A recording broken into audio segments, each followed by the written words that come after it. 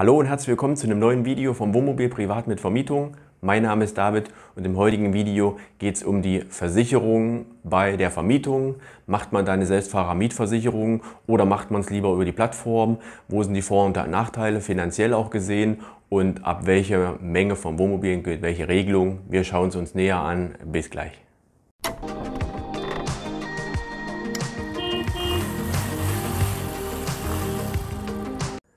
Ja, schön, dass du dabei bist. Grundsätzlich schauen wir jetzt mal, wie das Video aufgeteilt ist. Wir schauen uns gleich mal meine Variante an, die ich habe und wie auf der Plattform, mit der ich zusammenarbeite, da die Regelungen sind grundsätzlich. Dann schauen wir uns mal an, wo sind denn die Vor- und Nachteile bei der Selbstfahrermietversicherung bzw. der Versicherung über die Plattform. Wie könnt ihr da für euch die beste Variante wählen? Und außerdem natürlich gucken wir uns die Zahlen an. Welche Variante kostet wie viel und ab welcher Vermietdauer oder Häufigkeit lohnt sich denn die andere Variante vielleicht für euch? Ansonsten gibt es natürlich noch ein Fazit, meine Meinung dazu. Deswegen lasst uns loslegen. Jetzt kommen wir erstmal zum Thema, wie ist das bei mir geregelt? Wie mache ich das? Ich persönlich mache das im Moment so, dass über die Plattform, mit der ich zusammenarbeite, das ist Paul Camper, da ist just in time immer die Mietdauer mit versichert. Das heißt, wenn der Kunde 7 Tage, 6 Nächte bucht, dann ist genau für diesen Zeitraum von 12 bis 12 oder wenn er noch einen halben Tag mehr bucht, von 0 bis zum letzten Tag um 12 die Versicherung drin. Das ist natürlich für mich eine sehr interessante Regelung, weil ich, kommen wir daher nochmal zum Pro und Contra, natürlich kein Risiko habe für sinnlose Unkosten. Grundsätzlich ist das bei denen so geregelt, dass du erst bei dem ersten Mobil und dem zweiten Mobil diese Flottenregelung, das ist eine Flottenvariante, das heißt, die arbeiten da mit einem Partner zusammen und kriegen deswegen auch ein ganz gutes Paket. Also das erste und zweite Mobil kannst du das so machen, kannst mit denen da so zusammenarbeiten. Ab dem dritten Mobil musst du auf die Selbstfahrermietversicherung gehen. Das heißt, du kriegst nur über die Plattform nur das erste und zweite so versichert. Das dritte müsstest du dann extern versichern. Du kannst grundsätzlich auch ab dem ersten schon extern versichern. Das heißt, es steht dir grundsätzlich bei denen auch frei zu sagen, nee, stopp, ich habe Selbstfahrermietversicherung, ich möchte diese Versicherungskosten, die bei euch jetzt aufkommen würden, mache ich auch, gibt es ein Video dazu, welche das sind, ist ja auch wichtig im Vorfeld zu wissen, die brauche ich nicht, braucht ihr nicht berechnen, ich habe das selbst. Ja? Nochmal kurz zum Thema Paul Camper.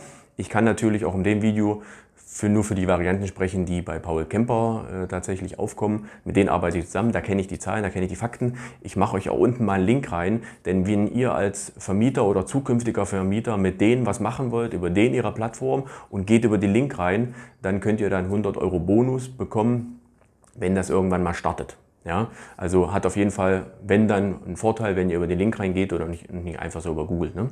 Ja, jetzt kommen wir noch mal ganz kurz dazu, was ist denn überhaupt versichert? Ich habe auch ein Video dazu gemacht, was denn tatsächlich in der Versicherung bei Paul Camper alles in die Tiefe mit drin ist. Wie ist das mit Themen wie Rückführung, Pannengeschichten, wie kommen die Mieter nach Deutschland zurück, für wen entstehen Kosten, Hotelübernachtung, solche speziellen Sachen, das sind da alles erklärt, um euch auch die Sicherheit zu geben, in welchem Fall ist denn jetzt Schutz da. Ne?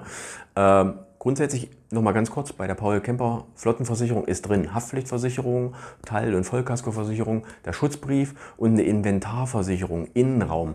Und die erwähne ich ganz speziell, denn ich habe bei den ein oder anderen Konkurrenzprodukt oder ich sag mal Alternative Selbstfahrermietversicherung entdeckt oder nicht entdeckt die Inventarversicherung. Also die ist nicht immer zwingend dabei, ist aber ein wichtiges Thema. Deswegen schaut euch das genau an, dass ihr dann auch mit den Zahlen und Daten und Fakten da ordentlich rechnen könnt. Ich habe hier bei Paul Camper jetzt entdeckt 250 € Selbstbeteiligung bei der Innenraumversicherung, Inventarversicherung und 2500 € Versicherungssumme. Alle Zahlen, Daten und Fakten, die ich natürlich im Video nenne, beruhen auf dem, was ich entdecken konnte. Kann ich natürlich keine Gewähr übernehmen, aber im Ernstfall kann man natürlich sich die Sachen schwarz auf weiß auch aussuchen. So, jetzt schauen wir uns mal die Zahlen näher an. Ganz wichtig, ich habe mir ein paar Angebote eingeholt von verschiedenen Gesellschaften, Selbstfahrermietversicherung. Wichtig für euch grundsätzlich erstmal, da ist es oft so, dass prozentual die Gebühr davon abhängt, wie teuer der Neupreis vom Wohnmobil ist. Ist auch ein bisschen logisch, denn richtig teure Mobile, die sind natürlich auch teurer zu reparieren und deswegen versichert sich die Versicherung im Vorfeld, dass die natürlich dann auch mehr Geld nehmen. Also das ist ein schwankender Wert und auch ganz wichtig, mir ist aufgefallen, dass es Zuschläge geben kann, wenn oft Schäden sind. Es kann allerdings auch Nachlässe geben, wenn wenig ist. Aber das ist natürlich so eine Sache, die kann man im Vorfeld nicht unbedingt abschätzen. Außerdem ist Inventar enthalten, da müsst ihr extrem drauf achten. War nicht bei allen so. Und wenn es nicht enthalten ist, was kostet es extra? Muss in die Kalkulation mit rein. Außerdem gibt es teilweise hohe Abzüge, wenn ihr eine Selbstreparatur machen wollt. Das heißt, wenn ein Schaden ist, und da habe ich auch ein Video zu gemacht, wie das bei Power Camper läuft, ist ganz wichtig, wenn ein Schaden ist und es wird ihr möchtet nach Gutachten abrechnen, das heißt nicht, das Geld geht nicht an die Werkstatt, sondern ihr kriegt es ausgezahlt und regelt den Schaden selbst. Dann bekommt ihr oft bei den Selbstfahrer-Mietversicherungen nur Beispiel 60% ausgezahlt. Und das ist natürlich ein Riesenunterschied zu 100% Auszahlung bei Paul Camper. Da bekommt ihr alles und könnt dann selbst die Sachen regeln, Material holen und vielleicht eure Arbeitszeit auch mit berechnen und so weiter. Ja?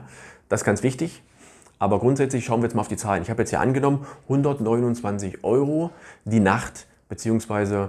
pro Mietnacht bei Paul Camper. Das muss nicht immer so sein. Es gibt Mobile, werden vielleicht günstiger angeboten, das ist eure Entscheidung. Es gibt Nebensaison und so weiter. Da verändert sich das natürlich zum günstigeren. Aber wir rechnen jetzt mal mit den 129 €, um ja auch nichts zu schön, mal 50 Nächte. Da sind wir bei 6.450 €. Die nehmen wir mit den 23%. Und das ist jetzt ein Pauschalwert. 23% Versicherung zahlt ihr. Das ist nicht immer so, das kommt ganz klar darauf an, wie hoch sind die Gebühren, wie lang sind die Zeiträume. Aber nur mal, dass wir jetzt mal eine Richtung haben. Mal die 23% sind wir bei 1.483 €, die ihr quasi im Jahr bei 50 Nächten bei der Flottenversicherung bezahlt. Plus eure eigene, denn ihr braucht natürlich noch eine private eigene Versicherung fürs Wohnmobil und die kostet in meinem Fall 650 € im Jahr. Da sind wir bei 2.131 € gesamt. Bei 60 Nächten wären das jetzt hier 7.740 € mal die 23%, 1.780 plus die 650 private, 2.430 €. Und da haben wir jetzt schon mal eine Richtung, 2.100, 2.400. Und jetzt ist es so, dass bei den Angeboten, die ich für die Selbstfahrer-Mietversicherung bekommen habe, auch in diesen Regionen das bei meinem Mobilwert war. Ich hatte Angebote von 1.100, ich hatte auch 1.400. Jetzt ist es natürlich so, dass es stark davon abhängt, wie teuer ist das Mobil im Neupreis. Kostet das jetzt 60.000 € oder kostet das 100.000 € oder mehr? Ne? Weil davon hängt ganz klar die Summen mit ab. Deswegen müsst ihr, wie ihr hier schon seht, euch Angebote einholen, Selbstfahrer-Mietversicherung, diese Kalkulation anstellen mit euren Mieten, die ihr nehmt oder im Durchschnitt nehmt. Und dann seht ihr, wo ist der Vor- und der Nachteil, beziehungsweise wo komme ich denn besser weg finanziell. Für mich ist es jetzt so, dass ich auch an der Kalkulation jetzt hier sehe, dass ich mit der Variante über die Flotte von Paul Camper ganz gut bedient bin. Ich liege in einem normalen Jahr, wir hatten letztes Jahr Corona, da hatte ich 55 Nächte vermietet. Ich gehe davon aus, dass in einem normalen Jahr, wo keine Lockdowns sind, die 60 oder 70 realistisch sind. Und da muss ich sagen, bin ich natürlich mit der Paul Camper Variante ein bisschen teurer unterwegs. Ne? Allerdings hat diese Variante bei Paul Camper verschiedene Vorteile, die für mich da auch überwiegen und die schauen wir uns jetzt mal näher an. Jetzt kommen wir mal zum Thema Pro und Contra, Vor- und Nachteile, Selbstfahrer-Mietversicherung oder dann doch lieber über die Flotte, je nach Miettagen. Das ist gleich auch ein ganz wichtiger Punkt, denn ich finde, wenn ich natürlich über so eine Flotte nur dann Versicherung zahle, wenn auch vermietet ist, ist das natürlich ein Riesenvorteil gegenüber einer Variante, wo ich auf jeden Fall die Jahressumme zahlen muss, egal wie oft vermietet ist. Denn es kann ja mal sein, dass ihr warum auch immer ein Jahr wenig vermietet, entweder ist sowas wie Corona oder seid vielleicht viel unterwegs und vermietet wenig und dann habt ihr natürlich, das ist finanziell ein Riesenunterschied, ob ich eine Riesensumme zahle oder nur das zahle, was wirklich auch benutzt wird. Riesenvorteil.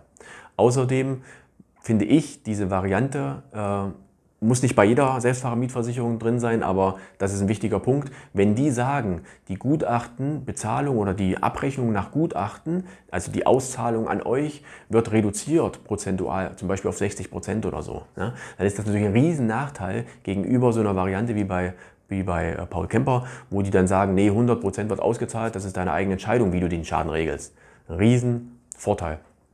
Außerdem Schadenquote ist so ein Thema. Bei so einem Konstrukt, so einem Flottenverband, ne, fällt das gar nicht so zwingend auf, wenn des Öfteren Schäden waren und sind. Wenn du natürlich eine komplett eigene Versicherung hast, dann ist natürlich das fällt viel mehr auf, wenn da viele Schäden entstehen. Und ich will nicht das Gefühl haben, jedes Mal, wenn ein Kunde zurückkommt, dass ich mir Sorgen machen muss, ob meine Versicherung mich vielleicht rausschmeißt oder die Summen erhöht, weil die sagen, deine Schadenquote ist so schlecht. Ne? Ganz wichtig auch ist die Inventarversicherung. Ist die mit drin oder nicht? Ich habe bei einigen gesehen, das ist nicht zwingend mit drin. Es ist natürlich so, dass meiner Meinung nach so eine riesengroße so ein Flottenversicherungspaket ganz anders oder vielleicht anders angepackt wurde oder konstruiert wurde wie von so einem kleinen Maklerbüro oder wie auch immer. Ja? Da ist die Sicherheit, dass die Lücken nicht da sind und die Bearbeitung und so weiter vielleicht eine andere Geschichte. Muss nicht, kann aber. Für mich ist das Gefühl da besser. Wichtig ist natürlich, diese Vor- und Nachteile und auch die Kalkulation, die spielen natürlich auch eine Rolle, aber für die Endentscheidung ist natürlich ganz wichtig, wie viel ihr vermietet. Wenn ihr natürlich extrem viele Nächte habt, dann wird der Preis von der Selbstfahrermietversicherung nicht teurer, aber von der Variante über Flotte wird natürlich viel, viel teurer. Und irgendwann macht es natürlich dann auch finanziell keinen Sinn mehr und dann ist die Selbstfahrermietversicherung natürlich dann der Vorteil. Deswegen ist das hier auch ein Vorteil von nämlich der finanzielle Vorteile bei sehr vielen Vermietungen. Ja, jetzt kommen wir noch mal ganz kurz zum Fazit und meine Meinung dazu. Wie ihr, denke ich mal, schon rausgehört habt, bin ich ganz zufrieden mit der Variante über die Plattform. Ganz einfach deswegen, weil ich da nur Kosten habe, wenn tatsächlich auch vermietet wird. Das gibt mir eine ganz coole Sicherheit, dass ich da nicht irgendwie Unkosten habe, sinnlos. Ja? Ich hoffe, ich konnte euch ein bisschen was sagen dazu, ein bisschen was Neues, ein bisschen Klarheit bringen über die verschiedenen Versicherungsvarianten. Wo sind die Vor- und Nachteile? Worauf müsst ihr achten und wie kommt ihr für euch an die richtigen Zahlen ran, dass ihr das auch entscheiden könnt? Ich freue mich, wenn ihr zukünftig dabei seid. Ich freue mich, wenn ihr den Kanal abonniert. Und natürlich freue ich mich auch, wenn ihr einen Daumen hoch da lasst. Das ist immer eine schöne Bestätigung. Schaut euch gerne die weiteren Videos an. Da geht es nicht nur um die Versicherung, geht es auch um andere Vermietungsthemen. Ansonsten habt eine schöne Zeit, habt schöne Reisen. Wir hören und sehen uns. Bis bald.